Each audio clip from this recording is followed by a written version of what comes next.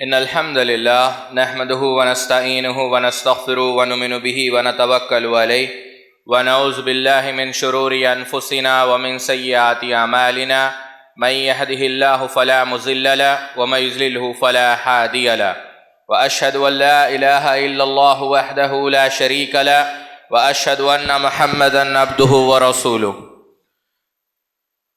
فإن خير الحديث كتاب الله وخير الهدي هدي محمد صلى الله عليه وسلم وشر الأمور محدثاتها وكل محدثة بدعة وكل بدعة ضلالة وكل ضلالة في النار. قال الله تبارك وتعالى في القرآن المجيد والفرقان الحميد بعد أن أقول أعوذ بالله السميع العليم من الشيطان الرجيم من حمزه ونفخه ونفثه.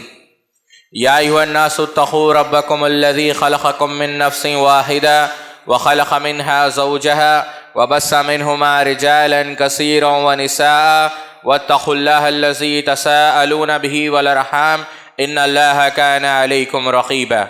يا أيها الذين آمنوا اتقوا الله حق تقاته ولا تموتن إلا وأنتم مسلمون. يا أيها الذين آمنوا اتقوا الله وقولوا قولا سديدا يصلح لكم أعمالكم ويغفر لكم ذنوبكم ومن يطع الله ورسوله فقد فاز فوزا عظيما. الحمد لله خالق الوجود من العدم الذي علم بالقلم علم الإنسان ما لم يعلم. الحمد لله الذي خلق السماوات والأرض وما بينهما في 6 أيام ثم استوى على العرش. والصلاة والسلام على أشرف الأنبياء المرسلين نبينا محمد وعلى آله وأصحابه أجمعين. رب اشرح لي صدري ويسر لي أمري واحلل عقدة من لساني يفقهوا قولي. سبحانك لا علم لنا إلا ما علمتنا إنك أنت العليم الحكيم. أما بعد، اس سے قبل کہ آج کے موضوع کے اوپر ہم کچھ روشنی ڈالیں، جیسا میں نے بار بار اس چیز کا ذکر کیا ہے کہ امام بخاری علیہ الرحمہ نے کتاب الجمعہ کے اندر خطبے کے کئی سارے آداب میں سے یہ ایک ادب نقل کیا ہے کہ جب سامعین خطبے کا جمعہ کا خطبہ اس کو سنیں تو ایک ضروری ادب یہ ہے کہ آپ کا چہرہ خطیب کے طرف ہو، اور یہی صحابہ رضوان اللہ تعالی مجمعین کا طریقہ تھا، اور اسی طریقے سے صحابہ اللہ کے رسول صلی اللہ علیہ وسلم کے خطبے کو سماعت فرماتے تھے. تو میں بھی بڑے ہی مؤدبانہ انداز میں آپ لوگوں سے گزارش کروں گا کہ آپ لوگ اپنا چہرہ خطیب کے رخ کریں تاکہ آپ لوگوں کو بات سمجھنے میں اور پھر اس پر عمل کرنے میں آسانی ہو. اللہ رب العزت مجھے حق بات کہنے کی اور آپ کو حق بات سن کر اور ہم سب کو اس پر عمل کرنے کی توفیق عطا فرمائے، آمین. ابن رجب رحمہ اللہ اللطائف المعارف کے اندر ایک حدیث کی شرح بیان کرتے ہوئے فرماتے ہیں، جس کی اصل امام ترمذی رحمہ اللہ نے اپنی سنن کے اندر نقل کی ہے. سیدنا علی رضی اللہ تعالیٰ بیان کرتے ہیں کہ اللہ کے رسول صلی اللہ علیہ وسلم نے ارشاد فرمایا، ان فی الجنۃ لغرفا یرا، یا بالفاظ دیگر ظہورها من بطونها و بطونها من ظہورها، کہ جنت کے اندر ایسے محلات ہیں کہ جس کا ظاہر آپ باطن دیکھ سکتے ہیں اور باطن سے ظاہر کو دیکھ سکتے ہیں، یعنی خوبصورت دل کشیش اور دل فریب محلات ہیں. ایک اعرابی کھڑا ہوا اور پوچھا، ہے اللہ کے رسول صلی اللہ علیہ وسلم یہ محلات لمن ہیا، یہ کس کے لیے ہے؟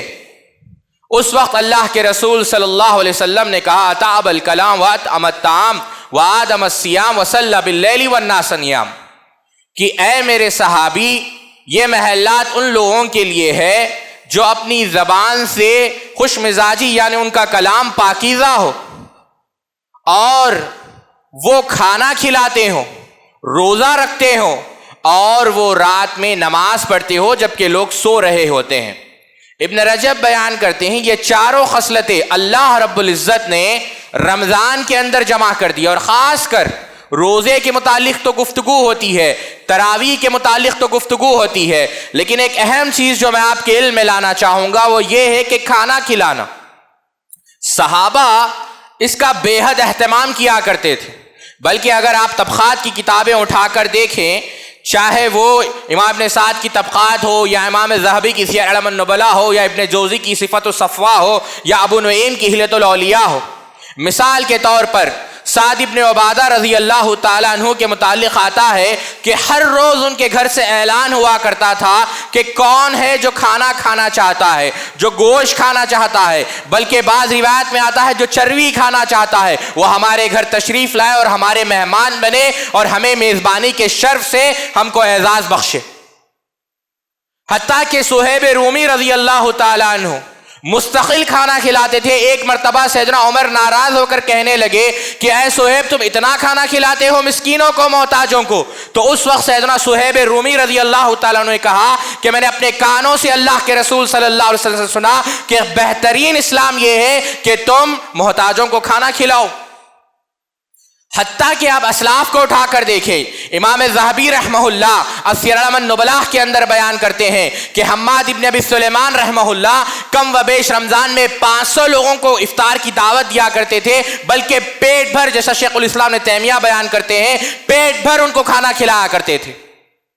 بتانا مقصد یہ ہے کہ رمضان کے اندر صدقہ کرنا، چاہے کسی بھی قسم کا صدقہ ہو، وہ سب سے بہترین صدقہ ہے، بلکہ دیگر مہینوں کے مقابلے میں اعلیٰ بھی ہے، عرفہ بھی ہے، افضل بھی ہے، جیسا ابن قیم الجوزیہ نے زاد المعاد کے اندر بیان کیا۔ اور خود آپ اللہ کے رسول صلی اللہ علیہ وسلم کی سخاوت کو دیکھیں۔ رمضان کے اندر اللہ رب العزت نے متعدد مقامات پہ قرآن مجید کے اندر اس کی فضیلت بیان کی ہے۔ مثال کے طور پر اللہ رب العزت سورہ فاطر کے اندر ارشاد فرماتا ہے ان الذین یتلون کتاب اللہ واقاموا الصلاۃ وانفقوا مما رزقناہم سرا وعلانیۃ یرجون تجارۃ لن تبور۔ ایسی تجارت جو مال خرچ کرتے ہیں، اور کیسا مال؟ اللہ اکبر، وہ مال ہم نے ان کو دیا ہے۔ اور سبحان اللہ، مال کا مقصد کیا ہے ساتھیوں؟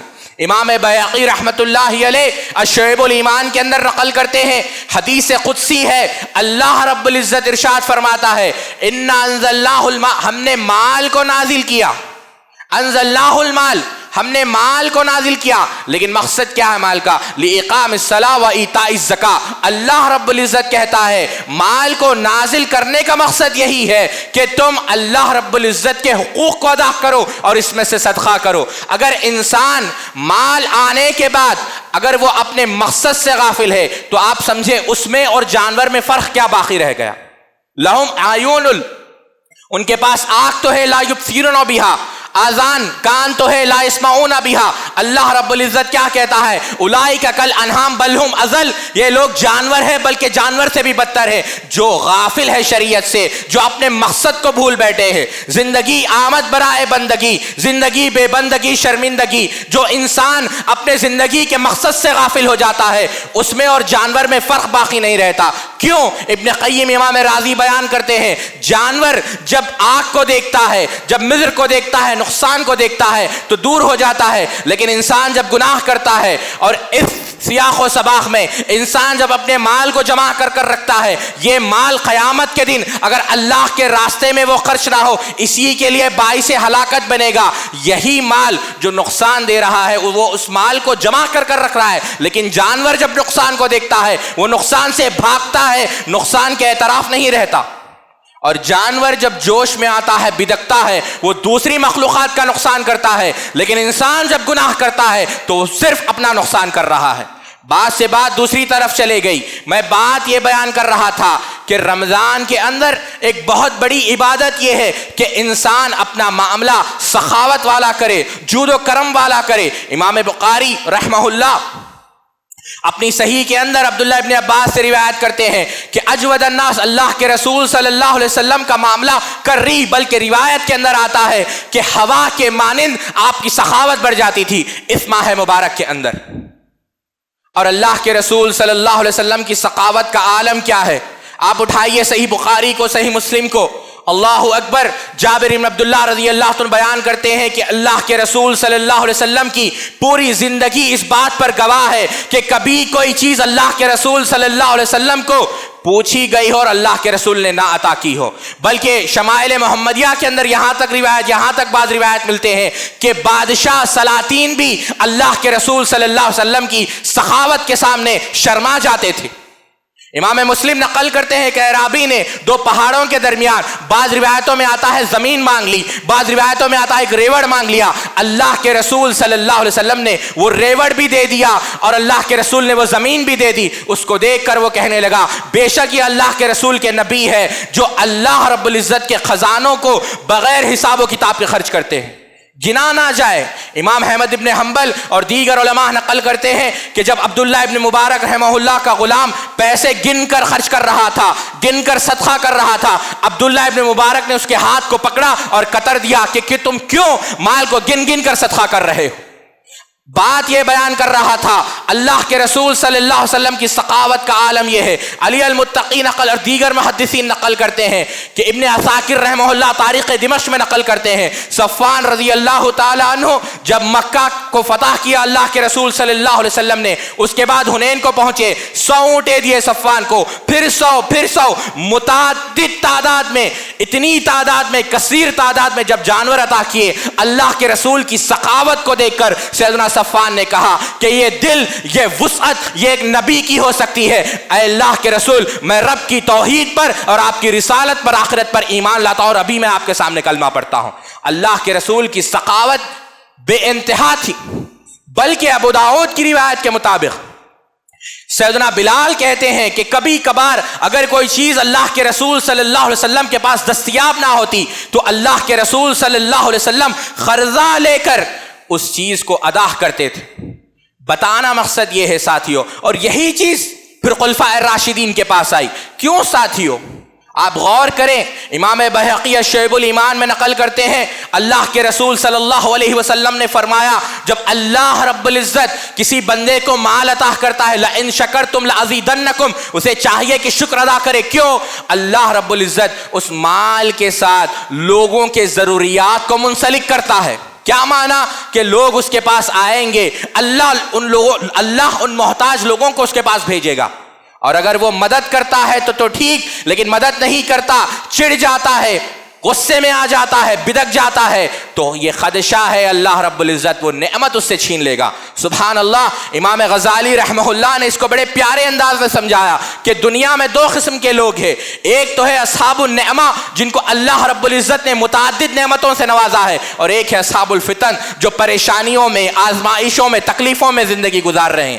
اصحاب الفتن ہمیشہ اصحاب النعمہ کے پاس مدد کے لیے آئیں گے، لیکن جب یہ لوگ ان کی مدد نہیں کریں گے اللہ رب العزت پایا پلٹ دے گا، ان لوگوں کو اصحاب النعمہ بنا دے گا اور ان لوگوں کو اصحاب الفتنہ بنا دے گا۔ انسان کو چاہیے کہ وہ اپنے مال سے حق ادا کرے جن لوگوں کا حق بنتا ہے، اور اگر وہ حق ادا نہیں کرتا یہی مال اس کے لیے قیامت کے دن باعث ہلاکت بن جائے گا۔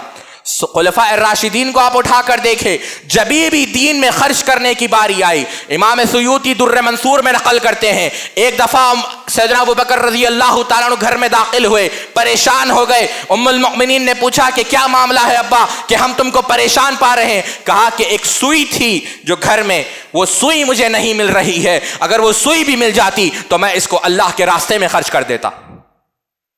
امام ذہبی سیر اعلام النبلاء کے اندر نقل کرتے ہیں امیر المؤمنین سیدنا عمر ابن خطاب رضی اللہ تعالیٰ عنہ نے جب قیصر و قسرا فتح ہوا تو سیدنا ابو موسیٰ الاشعری رضی اللہ تعالیٰ کو خط لکھا کہ جولا ایک مقام ہے وہاں سے لونڈی میرے لیے خرید لو۔ جب لونڈی کو لایا گیا سیدنا عمر ابن خطاب رضی اللہ تعالیٰ عنہ نے لونڈی کو دیکھا، کافی خوبصورت لونڈی تھی۔ سیدنا عمر نے کہا لن تنالوا البر حتی تنفقوا مما تحبون، انسان تقوی کے کمال پر نہیں پہنچ سکتا جب تک سب سے محبوب ترین چیز اللہ کے راستے میں وقت خرچ نہ کر دے۔ تو فوراً سیدنا عمر بن خطاب رضی اللہ تعالیٰ عنہ نے اس لونڈی کو آزاد کر دیا۔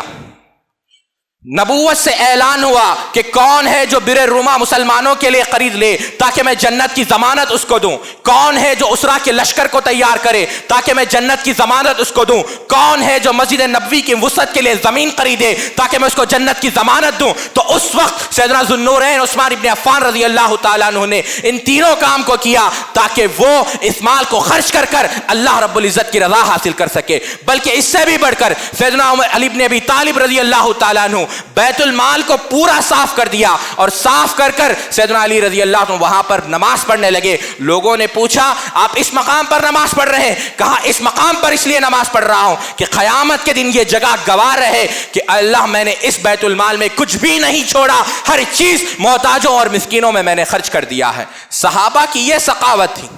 इंसान को चाहिए कि अल्लाह रब्बुल इज़्ज़त आपको कुछ अता करे, जरूरी है आप सखावत का मामला करें। और आज आलम क्या है? आलम यह है, बड़े ही हया और शर्म के साथ ये बात कहनी पड़ती है कि हमारा पड़ोस तड़प रहा है, जूं नहीं दौड़ती। और इसी को अल्ताफ हुसैन हाली ने कहा था कि करो मेहरबानी तुम अहले ज़मीं पर, खुदा मेहरबान होगा अर्शे बरी पर। जिस मस्जिद में हम नमाज अदा करते हैं, जिस हाफिज के पीछे तरावी पढ़ते हैं, हमें तकलीफ होती है उसको पैसे देने में, क्या उसका हक नहीं बनता? क्या हमारा हक नहीं बनता? सोचें आप, ये चीजें सुनने में तो काफी आसान लगती है। सुम्मा ला तुसअलुन्ना यौमइज़िन अनिन नईम, क़यामत के दिन इंसान को हर नेमत के मुतालिक सवाल होने वाला है। आप इससे भी आगे बढ़े, सैयदना हारिसा इब्न नौमान रज़ी अल्लाह ताला अन्हु तकलीफ में है, बीनाई जा चुकी है, तो क्या करते हैं? जहां पर वो लेटे हुए होते हैं वहां से रस्सी बांधते हैं दरवाजे की तरफ।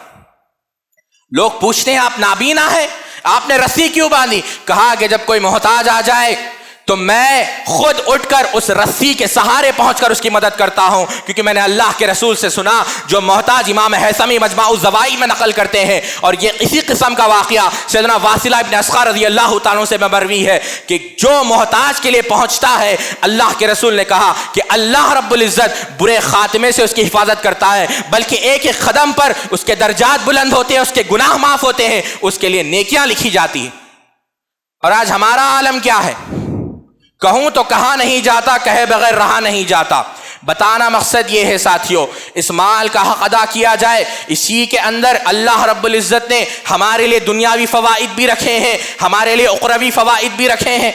मिसाल के तौर पर शेख अलबानी रहमहुल्लाह सहीहुल जामे के अंदर बयान करते हैं, अल्लाह के रसूल सल्लल्लाहु अलैहि वसल्लम ने फरमाया, दाओ मर्दाकुम बिसदक़ाती, कि तुम अपने मरीजों का इलाज करो सदक़े के जरिए से।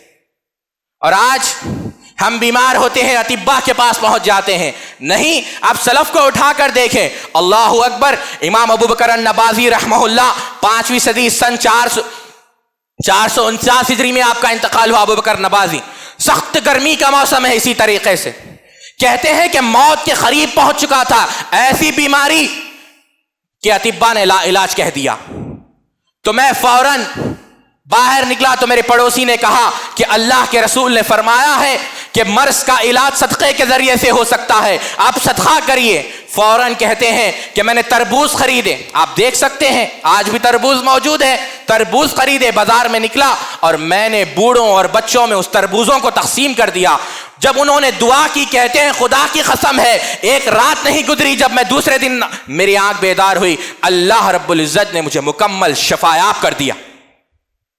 बताना मकसद ये है, दुनियावी रुख आज हम क्या समझते हैं? इमाम अहमद मुस्नद के अंदर नकल करते हैं, अल्लाह के रसूल सल्लल्लाहु अलैहि वसल्लम ने फरमाया, वल्लज़ी नफ्सु मुहम्मदन बियदिही, उस जात की कसम जिसके कब्ज़े कुदरत में मोहम्मद की जान है सल्लल्लाहु अलैहि वसल्लम, ला यनकुसु मालिन मिन सदक़ती, कि किसी शख्स का माल कम नहीं होता, घटता नहीं सदका देने से, बल्कि बढ़ जाता है।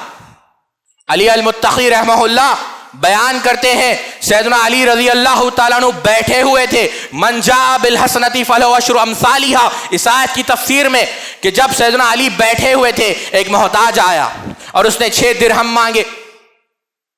फौरी जब सैयदना हसन को भेजा सैयदा कौनैन फातिमा ज़हरा रज़ी अल्लाह ताला अन्हा के पास, तो आपने कहा ये तो आटे के लिए है, सिर्फ 6 दिरहम घर में बाकी। तो सैयदना अली ने कहा कि दे दो। जब मंगाया 6 दिरहम मुकम्मल उस मोहताज को, उस मिस्कीन को दे दिए गए।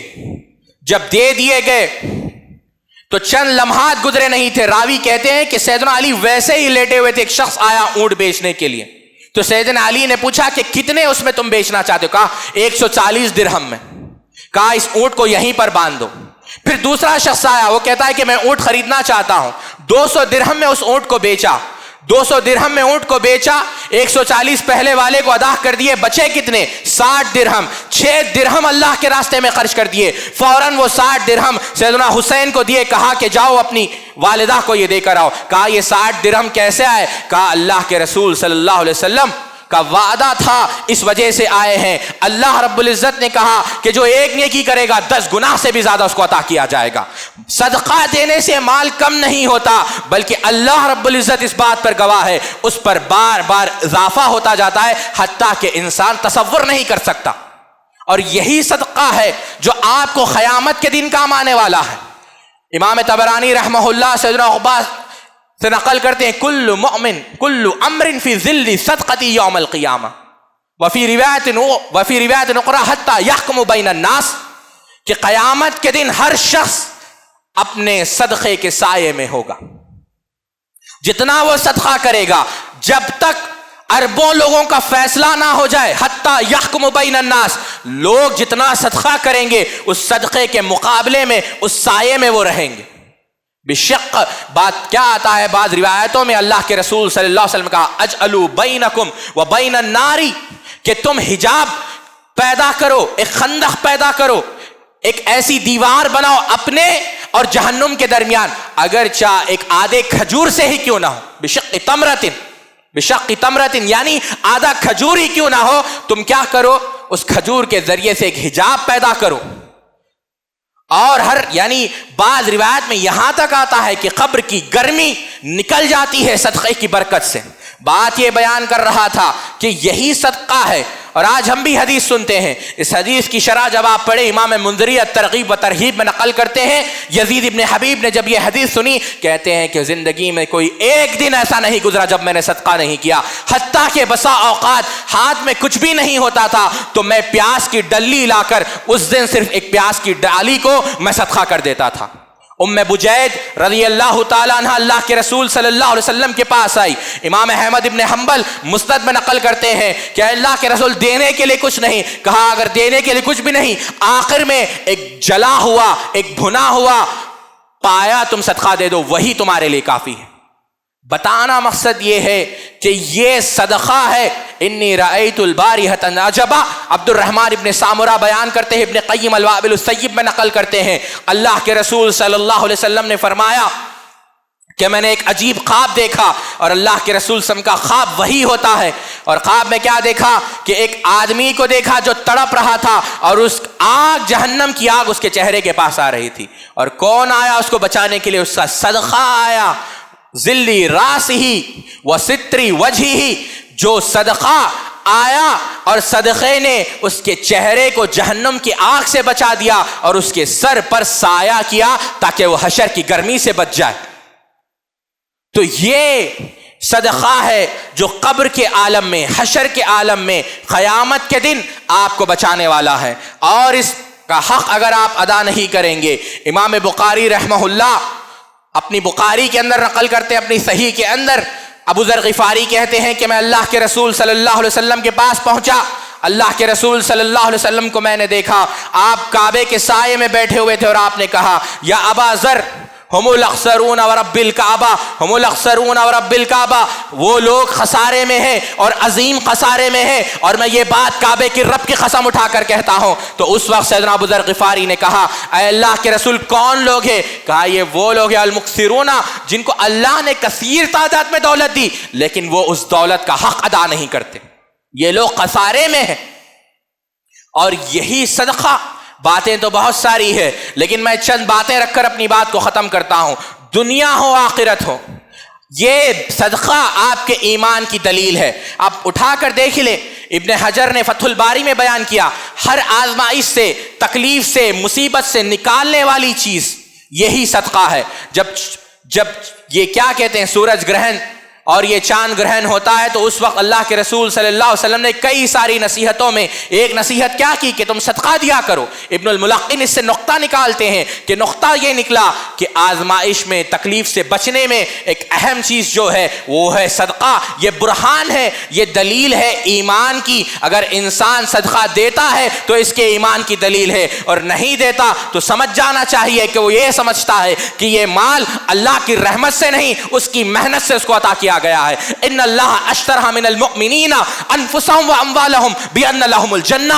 اگر تم اپنے نفس اور اپنے مال کو اللہ کے لیے وقف کرتے ہو تو بدلے میں اللہ رب العزت ہم سے جنت کا وعدہ کرتا ہے، اور جنت کی ایک اینٹ، جنت کا ایک گز، تمام افضل دنیا وما فیہا، دنیا کے اندر جو کچھ ہے ان تمام چیزوں سے جنت کا ایک گز مومن کے لیے باعث کامیابی اور باعث کامرانی ہے۔ امام ابن ابی شیبہ رحمہ اللہ اپنے مصنف میں نقل کرتے ہیں، عبداللہ ابن مسعود رضی اللہ تعالیٰ عنہ بیان کرتے ہیں کہ ایک بنی اسرائیل کا شخص غالباً کئی سال اس نے عبادت کی، لیکن اس سے زنا ہو گیا۔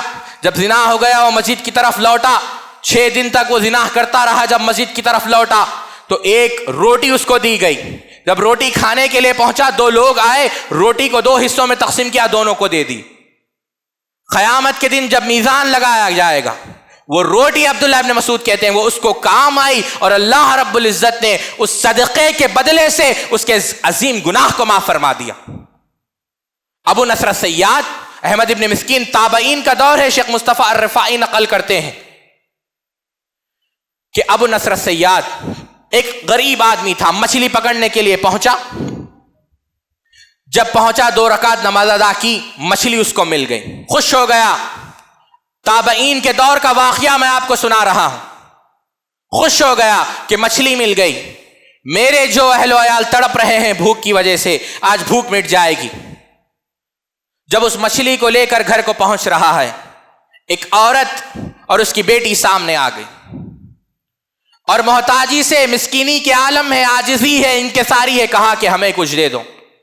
تو اس نے سوچا کہ میری تکلیف بھی ایسی ہی ہے جیسے اس بی بی کی ہے، لہذا وہ مچھلی نکال کر اس نے اس کو دے دی۔ لڑکی خوش ہو گئی، مسکرائی وہ بیٹی، اور وہ عورت شکر گزاری سے رونے لگی۔ گھر کو پہنچے تو اتنے میں پہنچے ہی تھے کہ کسی نے دستک دی، کہا کہ ابو نصر الصیاد کون ہے؟ کہا کہ میں ہوں۔ کہا کہ تمہارے والد کو ہم اتنے پیسے دینے باقی تھے، ہم نے تمہارے والد سے قرضہ لیا تھا، یہ پیسے تم لے لو۔ پیسے لے لیے۔ اللہ رب العزت نے اس کے بدلے میں بہت سارے انعامات سے ان کو نوازے۔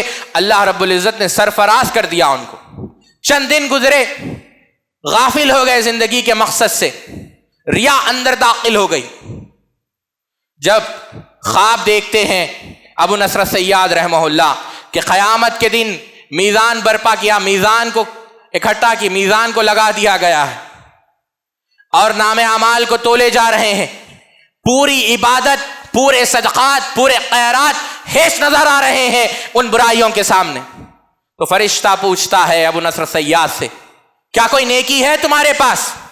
کہا کہ ہاں، ایک نیکی ہے جو اللہ کی رضا کے لیے کی تھی، وہ مچھلی میں نے جو ہے اس عورت کو اس وقت عطا کی تھی۔ اس مچھلی کو میزان میں ڈالا، اعمال صالحہ کا میزان کچھ بھاری ہو گیا۔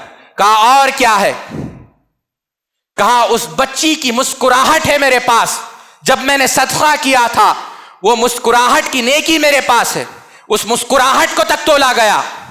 تو پھر اور میزان بھاری ہو گیا۔ پھر آخر میں کہا اور کچھ ہے؟ کہا وہ آنسو ہے جو شکر گزاری میں اس بی بی کے آنکھ سے نکلے تھے، جب ان آنسوؤں کو بھی تولا گیا تو آپ کے میزان حسنات بھاری ہو گئے۔ سوچیں آپ، صدقہ صرف اس لیے نہ کیا جائے کہ لوگ دیکھیں، صدقے کا عین مقصد یہ ہے۔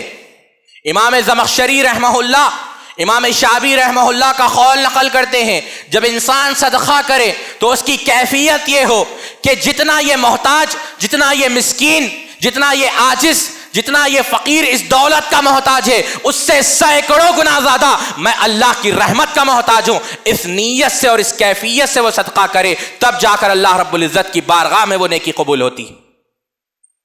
امام ابو نعیم رحمت اللہ علیہ ہللۃ الاولیاء میں نقل کرتے ہیں کہ صفوان ابن سلیم رحمہ اللہ بہت بڑے محدث گزرے ہیں۔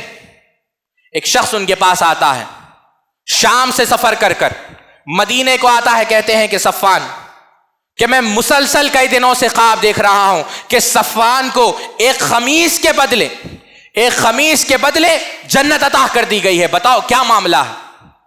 صفوان ابن سلیم نے بیان کرنے سے کافی انکار کر دیا۔ کافی اصرار کے بعد صفوان ابن سلیم رحمہ اللہ، کوئی قصہ کہانی نہیں سنا رہا ہوں میں آپ لوگوں کو، ابو نعیم رحمت اللہ ہلیۃ الاولیاء میں نقل کرتے ہیں، 2 صدی کا واقعہ، تابعین کا دور ہے، خیر القرون ہے۔ تو کہتے ہیں کہ ایک دفعہ میں مسجد نبوی آیا، ایک شخص وہاں پر بیٹھا ہوا تھا، سخت سردی کا عالم ہے، اور وہ کہہ رہا ہے کہ کون ہے جو مجھے خمیس دے دے، بدلے میں اللہ رب العزت سے اس کے لیے جنت طلب کروں۔ کہتے ہیں صفوان رحمہ اللہ کہ میرے اس وقت سردی سے بچنے کے لیے ایک خمیس کے علاوہ کچھ بھی نہیں تھا، لیکن کیونکہ اس نے یہ بات کہی، میں نے اپنے خمیس کو اتارا اور اس شخص کو عطا کر دیا۔ یہ نیکی ہے جو تم خواب میں دیکھ رہے ہو، جس کی وجہ سے، بلکہ دیگر روایت میں آتا ہے کہ خواب وہ جب جا کر سو گئے نماز پڑھنے کے بعد، تو انہوں نے دیکھا کہ جنت کے اندر اعلیٰ لباس، اعلیٰ پوشاک ان کو پہنائی جا رہی ہے۔ کیوں؟ کہ انہوں نے اللہ کی رضا کے لیے دنیا میں خمیس ادا کر دی۔ اور یہی ہے نیکی جو آپ کو دنیا کے اندر بھی اور آخرت کے اندر بھی کام آنے والی ہے۔ دکتور صالح، باتیں تو بہت ساری ہے، یہ واقعہ رکھ کر میں اپنی بات کو ختم کرتا ہوں۔ دکتور صالح کہتے ہیں کہ عجیب واقعہ میں تم کو سناؤں۔ کہتے ہیں کہ ابن جدعان، معروف واقعہ ہے آج سے 100 سال پہلے کا، ابن جدعان بہت بڑے سخی تھے۔ تو جب ابن جدعان، عبداللہ ابن جدعان کی بات نہیں کر رہا ہوں، وہ تو مشرک تھا، میں ابن جدعان کی بات کر رہا ہوں، 100 سال پہلے کا واقعہ دکتور صالح بیان کرتے ہیں۔ کہتے ہیں کہ ابن جدعان کے پاس کافی ساری اونٹنیاں تھیں، تو جب ایک اونٹنی جو تر و تازہ تھی، کافی دودھ دینے والی تھی، تو ان کو اپنے پڑوسی کے اوپر رحم آ گیا۔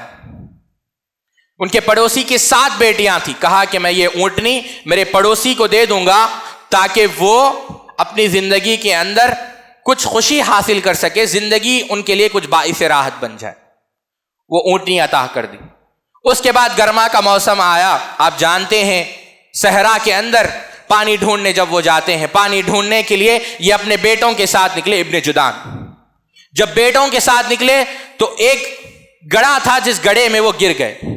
بیٹوں نے کافی انتظار کیا، سمجھا کہ باپ مر چکا ہے، خوشی خوشی واپس چلے گئے کہ وراثت ملے گی۔ جب واپس چلے گئے تو یہ فیصلہ کیا، باپ نے تو اونٹنی کس کو دی تھی؟ اس پڑوسی کو، چلو پہلے وہ اونٹنی واپس لے لیتے ہیں، کافی بڑی اونٹنی تھی۔ جب وہ پہنچے تو پڑوسی نے کہا یہ تو تمہارے باپ نے مجھ کو دی تھی۔ کہا باپ تو مر چکا ہے، اب باپ سے کوئی لینا دینا نہیں، اونٹنی واپس کر دو۔ تو جب پوچھا کہ باپ کیسے مرا، کہا اس گڑھے کے پاس، کہا یہ اونٹنی بھی لے لے اور جو کچھ مانگتے ہو تم لے لو۔ پڑوسی نے کہا بس اس جگہ پر لے کر جاؤ جہاں پر تمہارا باپ گر چکا ہے، اس جگہ پر وہ لے کر گئے۔ اس پڑوسی کیونکہ محبت کرتا تھا اپنے پڑوسی سے، ابن جدعان سے، گڑھے کو کھودا۔ کئی دن، 1 ہفتہ گزر گیا مرحلے میں۔ جب کھودا تو ایک آدمی وہاں پر پڑا ہوا ہے، سانسیں کافی تکلیف کے ساتھ چل رہی ہے، فوراً اس کو نکالا۔ کہا 7 دن میں یہاں پر تھا۔ کہا کیسے زندہ تھے؟ تو ابن جدعان کہتے ایک عجیب معاملہ تھا، جبھی بھی میں تھک جاتا تھا ایک دودھ میرے پاس آیا کرتا تھا اور وہ دودھ میں پیتا تھا اور میں سیراب ہو جاتا تھا، لیکن 2 دن سے دودھ نہیں آ رہا ہے، اس وجہ سے میں کافی تکلیف میں ہوں۔ کیوں 2 دن سے دودھ نہیں آ رہا ہے؟ بیٹوں نے اس صدقے کو چھین لیا۔ اللہ اکبر! پتہ یہ چلا ساتھیوں، غیر معمولی عبادت ہے یہ مال کو خرچ کرنا۔ اللہ رب العزت نے آپ کو زندگی بھی دی ہے، اللہ رب العزت نے آپ کو مال بھی دیا ہے، اس مال کو اور اس زندگی کو غنیمت جانیں۔ آگاہ اپنی موت سے کوئی بشر نہیں، سامان 100 برس کا ہے، پل بھر کی خبر نہیں۔ تو انسان کو چاہیے کہ وہ آخرت کی تیاری کرے۔ اللہ رب العزت ہم سب کو آخرت کی تیاری کرنے کی توفیق عطا فرمائے۔ سبحانک اللہم و بحمدک، اشہد ان لا الہ الا انت، استغفرک و اتوب الیک۔